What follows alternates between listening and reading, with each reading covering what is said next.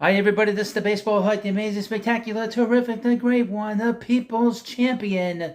Your host, the Hut, and welcome back to the Baseball Hut. Hope you like this video. We're going to have a big week here, a huge week this week.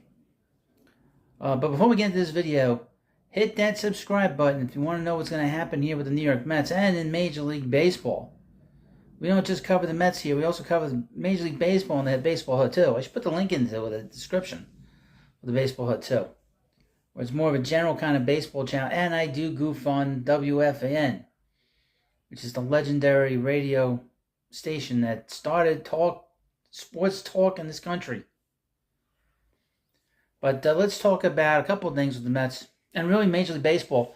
On Monday, we'll begin the free agent process, so teams can sign free agents starting on Monday. So it'll be interesting to see what direction the Mets' new president of baseball operations, David Stearns, takes the ball club, because we don't know where he's going to take this team. I think we had a pretty good idea where the Mets are going to take the club, with Billy Epler as the general manager, even if he had a boss, and David Stearns. I think we kind of felt, and I think a lot of people felt, that the Mets were going to talk a lot to Shohei Ohtani. They're going to talk to Yoshinobu Yamamoto. I think Yamamoto's still a possibility, but I don't know about Ohtani. I mean, we're going to find out where the Mets are going to go. I mean, this is the thing about Stearns, is he's a bit of an unknown here. And now he actually has more responsibility here than he did with the Brewers, which he came from.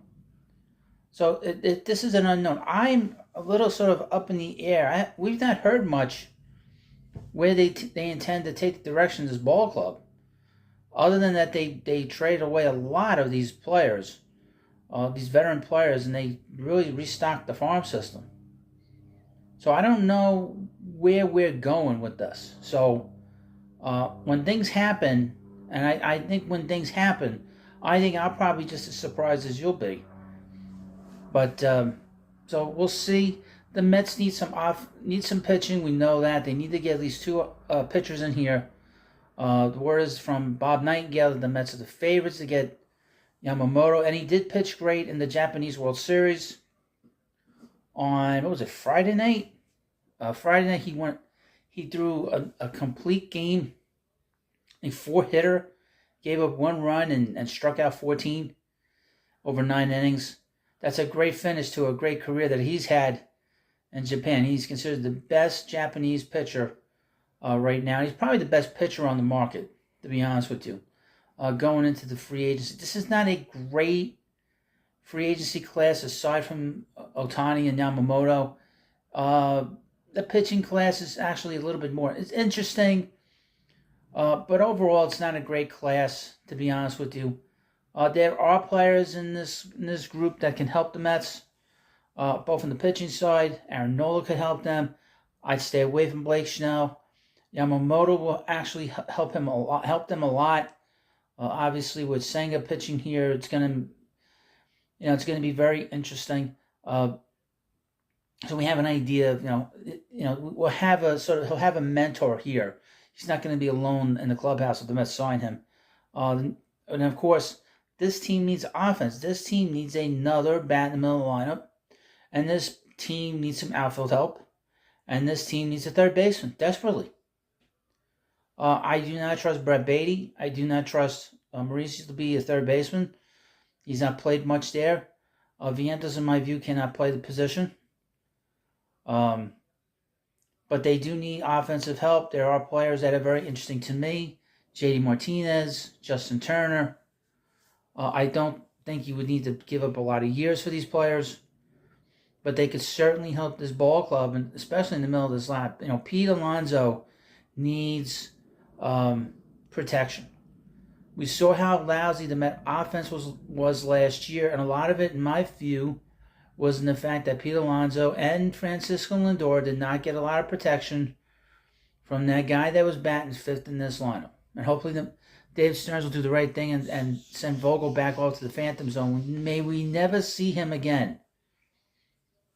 So hopefully, some moves will begin to happen over the next week. We have the GM meetings this week. I guess they start this week. I don't know which day. I have to double check. So they'll be meeting the general managers. And next month, from December 4th to December 7th, we have the winter meetings. Can't wait. Now, the big story, obviously, now that I finally get to it,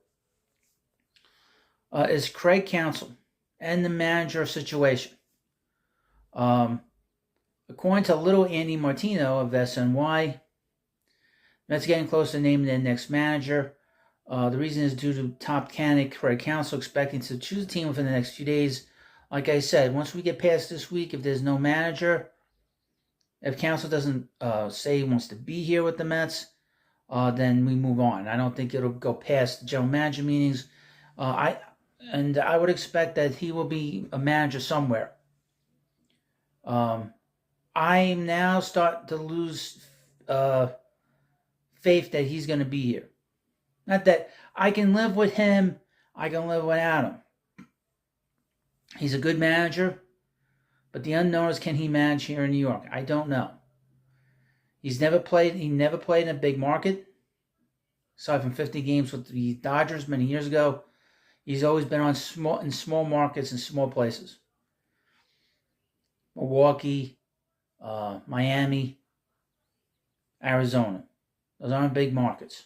It's nothing negative about them. It's just, how does he handle the insanity here of a very demanding fan base and the tenfold insanity of the media, who make things worse than it actually is? Can he handle that? And he's going to be coming here based on the fact that the Mets outbid any team for his services money-wise. Now, we've seen this with players, but we've never seen this with a manager. With a player, you can insulate him from the pressure. You cannot insulate the manager from the pressure, because he's the spokesman for the team every day, talking to the media and really talking to us. So how he handles things here, I don't know. So if he doesn't get chosen as the manager, well, who are the other candidates? We know about Mark Kotsay, the manager of the A's. Who's the other guy? And then, of course, I'll get to the other guy, if I can remember it. The other guy, the other big name that's being mentioned, it's not a big name really yet.